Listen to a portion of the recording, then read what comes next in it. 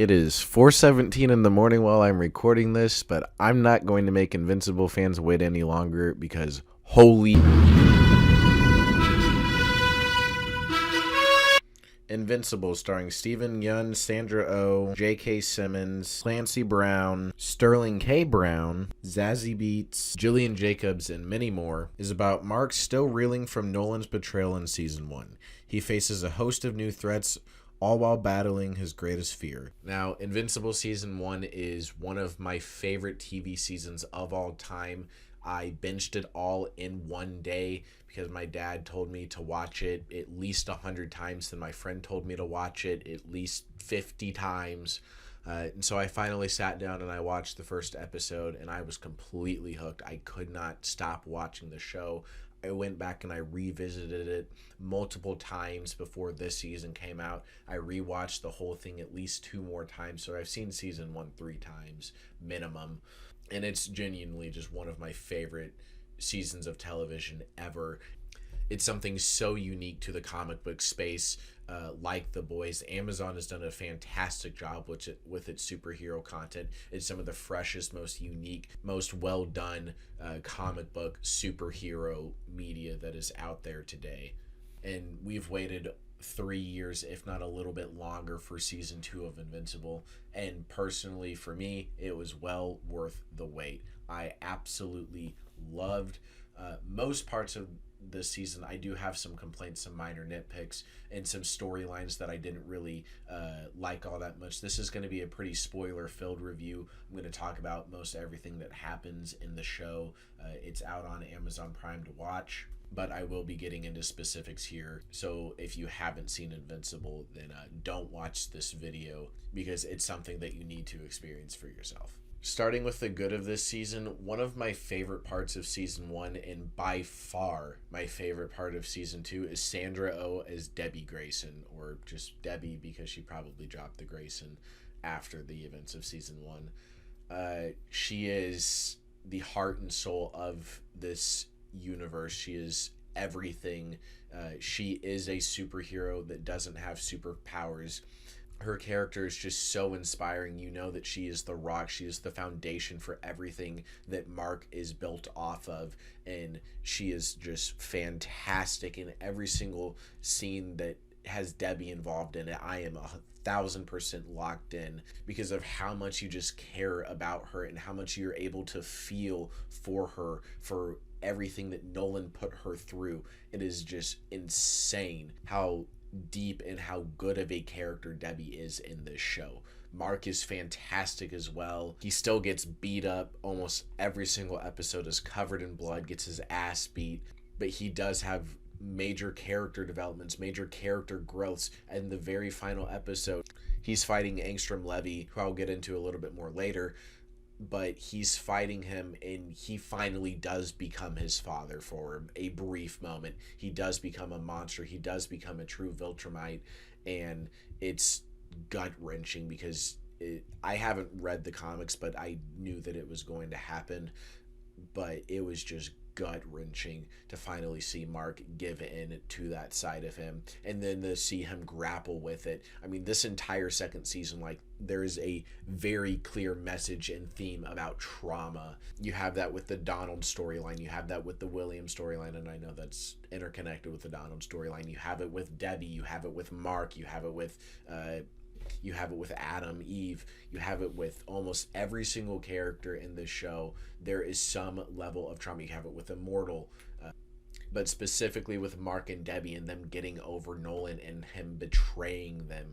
It is beautifully well done. It delivers so many gut-wrenching moments. The last episode that I just finished watching, the last line of it, like, almost brought me to tears because it is just so well done. And J.K. Simmons doesn't have that much to do as Omni-Man in this season. That's probably one of my more major complaints. But the time that he is on screen, he is a scene stealer. Omni-Man's presence is so grand, and you see him coming to grapple with his own actions at the end of season 1. And then that final line of, "I think I miss my wife," just made my heart sink. just such a fantastic line, fantastic delivery, the animation for it, every single thing about that scene, and then just the cut was incredible.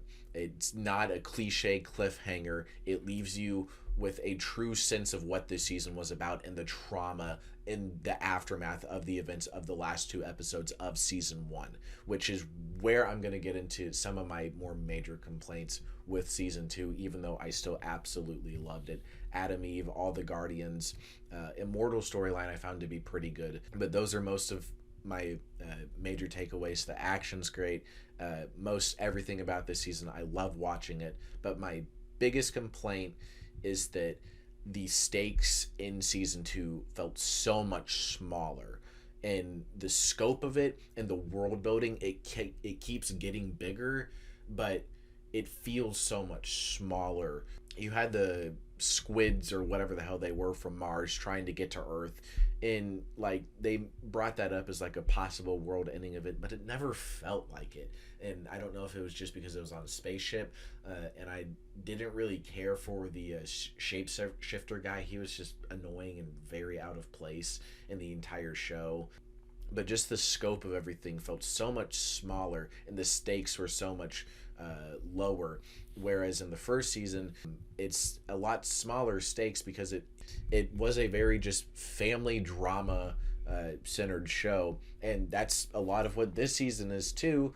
But the scale of that feels a lot smaller in on itself. But just as a whole, the world-ending events, the big villains, they feel a lot smaller and less significant in this because the storylines and just everybody overcoming how terrible the events of season 1 were really just stayed at the front and center of this entire season. So that brings me into my second biggest complaint, is that Angstrom Levy, he was brought up in the first episode. I think he was in it for a little bit in the second, maybe, and then he just disappears for the entire season. And then he shows up at the end of episode 7, and you really only get about 25 minutes with him of screen time, and really he doesn't do anything. He's just a bad guy. And they set his character up well enough in the first episode, and then you give him a solid conclusion, but there's no middle. There's no build up. There's no real hate that you have for him. You don't really care about the fight. You really just care about Mark and his character decisions more than you care about the actual action that's going on. My other biggest complaint is the Donald storyline. I was just very uninterested with it the entire time because, like I mentioned, this entire second season is about trauma and about people overcoming certain aspects of their life, and we have enough of that with Debbie, with Mark, with Adam. I don't really understand including William and his boyfriend and then Donald. It just didn't add that much to the season. It didn't really take away anything from it either. It just wasn't nearly as strong as anything else in this season. Somebody that I haven't mentioned that I just remembered is Amber. I thought that she was significantly better in this season.